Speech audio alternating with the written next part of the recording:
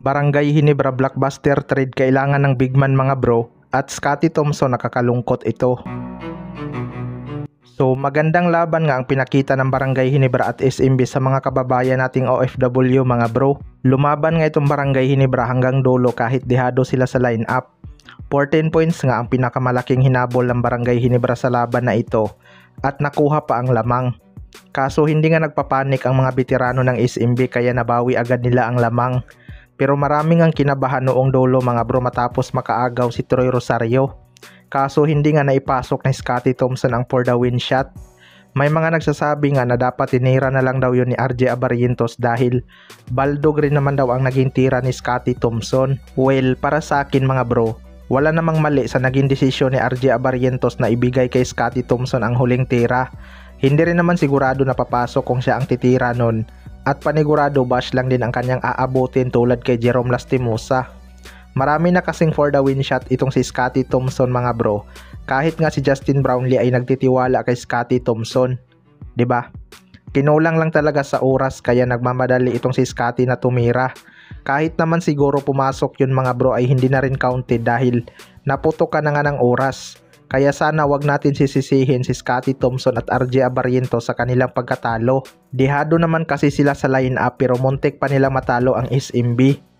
Sa kabilang banda naman mga bro, Barangay Hinebra blockbuster trade kailangan ng big man.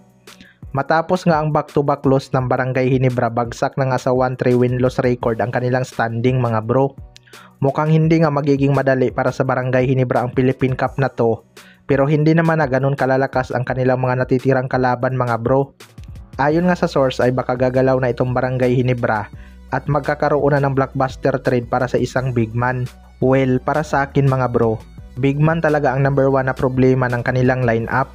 Kontra SMB nga ay litaw talaga ang kawalan nila ng legit big man mga bro. Kinakain lang talaga sila pagdating sa painted area. Sunod na problema nila ay ang pasa-pasa bago turnover. Maraming ang pass break play na sana sa Barangay Hinebra mga bro. Pero biglang ang nag-i-slow down para mag-sit ng triangle offense. Kaya hindi masyadong napapagod ang kanilang kalaban pagdating sa depensa.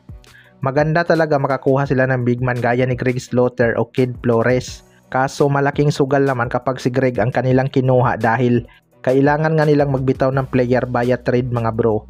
Tapos nasa 3 season na lang ang kayang itagal ni Greg Slaughter. Pero kung papayag naman ang Titan Ultra na future second round pick ang kanilang ipalit, pwede pa siguro total hindi na rin naman mapapakinabangan ng Titan Ultra si Greg kapag hindi nila naibigay ang gusto nito. Kaya abangan na lang natin kung magbago pa ba ang isip ng Barangay Hinebra para kumuha ng big man. Kayo mga bro, ano masasabi nyo tungkol dito?